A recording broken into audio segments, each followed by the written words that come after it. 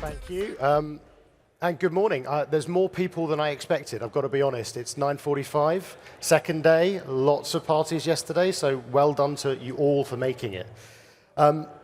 Very quickly, you're probably thinking this is going to be the 18th time I've heard this kind of spiel in the last day.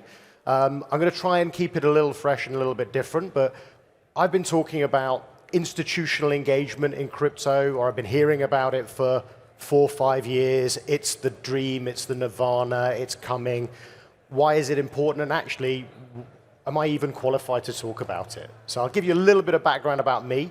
Hopefully, I am qualified to talk about it. Otherwise, you can all get up and leave and go get more coffee. A little bit about, yeah, he's gone. Thank you. So I got in, I spent 18, 19 years in traditional finance. What does that mean? I was a technologist. I worked in investment banks. I worked around the world. For some reason, people decided I could do that and kept promoting me. But eventually, I kind of got bored. Banks typically struggle to innovate. Now, this is going to be quite ironic because I'm going to explain where my company comes from. But banks struggle to innovate because they are regulated. It's very difficult. They've got to be safe. They've got to be secure. I dropped into the crypto sphere in 2018, went into the rabbit hole, came back out to Asia, spent some time in Hong Kong, and helped scale the business, scale a company. I then moved back to the UK and put a partnership together with Standard Chartered. They're a small bank, if anyone's heard of them. They're kind of around here a little bit. 90,000 people, 59 countries, $20 billion market cap, decent-sized organization and very emerging markets focused. And I ended up co-founding and becoming the CEO of Zodia Markets, which is backed by Standard Chartered, who are a major institution, have been in the digital asset space since probably 2016 when they took an investment stake early doors in Ripple. So I hope with that, I'm reasonably well qualified to talk about institutions getting into digital assets. Are we still waiting for them? Now, I reckon Franklin Templeton might have stolen my thunder on this one yesterday, or the day before. Latest announcement of a Bitcoin spot ETF, or they're applying. Let's see if the SEC actually do anything, but they are applying at least. I just wanted to touch upon a couple of different areas because a lot of financial institutions, a lot of large-scale firms started exploring and investing and trying to understand digital assets, and typically they started with custody. Why did they start with custody? It's really the best way to understand the underlying technology and distributed ledger. I'm a firm believer that distributed ledger technology is going to transform finance, and actually that's what a lot of banks also think and a lot of institutions also think. But frankly, I talked about banks struggling to innovate. They've invested, they're exploring, but they're really slow. There's a huge number of capital impediments, prudential regulatory impediments, and well, the SEC. But actually, institutions more broadly are adopting. So I talked about Franklin Templeton. BlackRock announced their spot ETF application. They've been active in this space for a while. So we're talking about real money asset managers. BlackRock with $9 trillion under management. One of the biggest in the world, probably got more money than most countries. But you've also, so you've got real money asset managers, you've got banks that are exploring, so they're kind of already involved, and you've also even got pension funds. So pension funds started getting involved, even from an indirect perspective, there's something here. So we've gone from 2009, the Genesis block mine for Bitcoin, go forward a year to 2019, everyone's kind of getting a little bit interested. We have a bull run, your prices go up, everyone's super interested, but we're now in the middle of a bear market. Yet people are still building. Companies are still investing, institutions are still continuing to proceed and move forward. So my thesis here, and as I said, Franklin Templeton kind of stole my thunder, they are already here, they're already engaged, and they're active in the ecosystem. But actually, why is the price of crypto where it is? Why is the market cap at $1 trillion? I mean, it's pretty big, don't get me wrong, $1 trillion, decent size, right? I firmly believe it's going 10x at least as things scale. And crypto is a gateway into the rest of the digital asset ecosystem. The engagement opportunity. Now, one of the things here is, where do we look? Who's doing what, where, and when?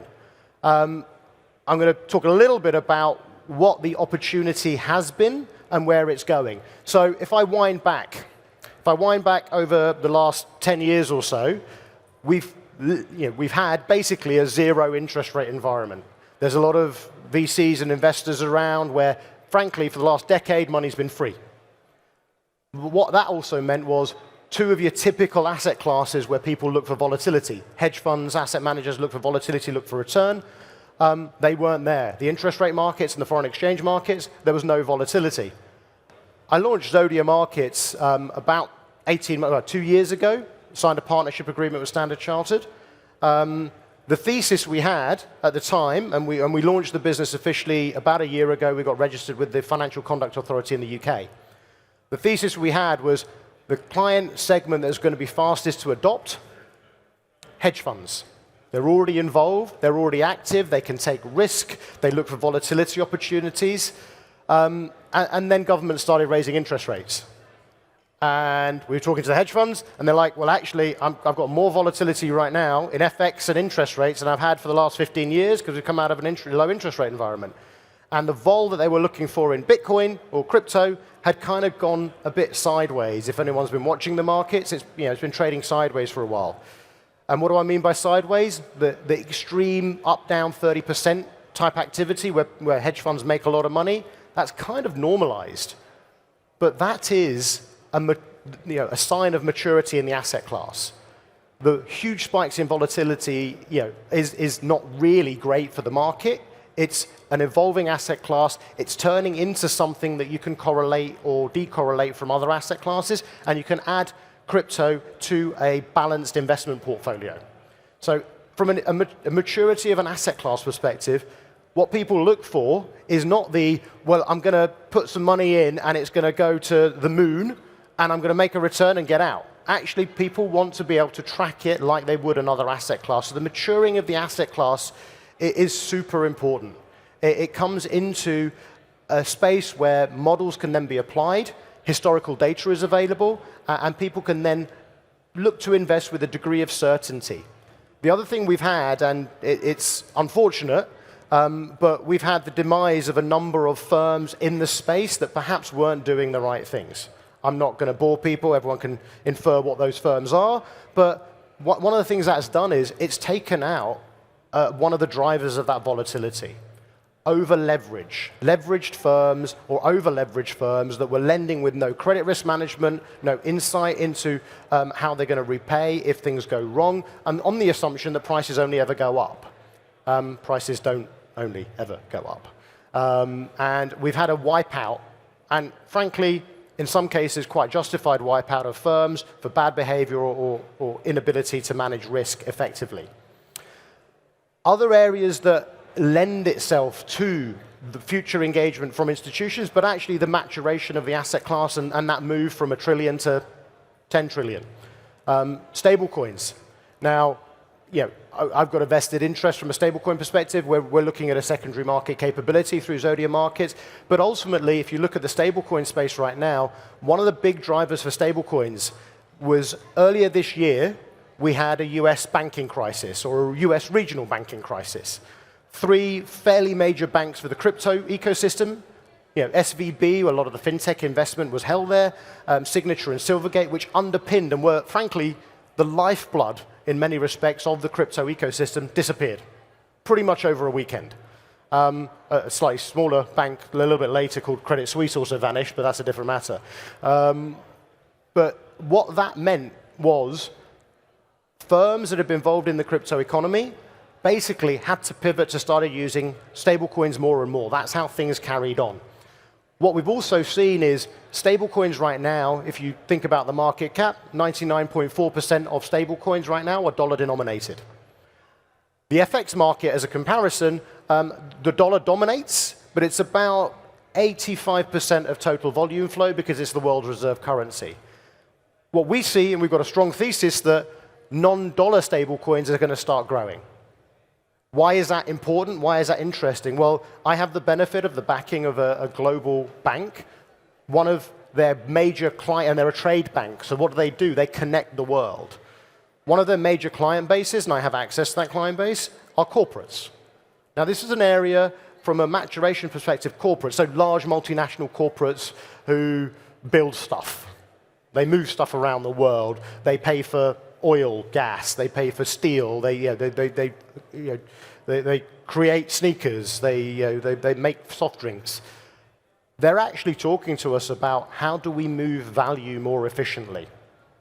How do we get movement of money around the world without having to rely on, frankly, what is an archaic yet monolithic system of cash movement? And it's the big kind of, for me, it's the big impediment to the future adoption. One of the big impediments to future adoption is banking. And we saw that earlier in the year with SVB, Silvergate, and Signature, and we're continuing to see it, despite the fact that the world has gone 24/7. The world has gone 24/7, but we haven't in crypto. We haven't in finance. So crypto, sorry, has, but we haven't in finance. Why is that? We all expect to be able to go online on the weekend and buy something from anywhere in the world, and we pay for it. Companies can't. They kind of can, but they can't really. And what that does is it locks up capital. It's massively inefficient. It delays activity. It's an inhibitor for global economic growth. I'm not getting ahead of myself. I'm not, but crypto's not going to solve global economic growth. Don't get me wrong. That's a great soundbite, but that's not what I'm saying. But stablecoins, as a proxy for foreign exchange and movement of money, are actually growing significantly relative to a potentially shrinking market cap over the last 18 months. And we have a strong belief at Zodia Markets, because of the relatively unique proposition that we have in the ecosystem. We are backed by a major financial institution that has access and gives us access to wholesale FX rates. We can get wholesale FX rates and stabilized banking, which many other crypto firms unfortunately don't have access to. That means we have a great opportunity. That global movement piece facilitated by stablecoins is incredibly important. And I'm going to finish up by talking about the big hype boom that continues with tokenization. Every major financial institution is looking at tokenizing real-world assets, tokenizing financial assets. There's a major impediment to the potential success of that tokenization. And that is, again, the movement of money. You can tokenize an asset, but if you can't pay for it using real-world funds, it's pretty useless. Fractionalizing something, making it really small, does not make liquidity. It does not facilitate movement. It does not facilitate transfer. What does is everyone being on a distributed ledger or a set of distributed ledgers that are interoperable and can transfer value quickly and efficiently. That's where my firm belief is the engagement opportunity remains with the transfer of assets, movement of value, and crypto being a gateway to allow institutions to continue adopting and engaging. My name's Usman Ahmad, CEO, co-founder of Zodia Markets. Thank you very much for your time. Thank you very much for listening. If you want to find out any more, please hit me up on LinkedIn, and I'm very happy to talk. Thank you.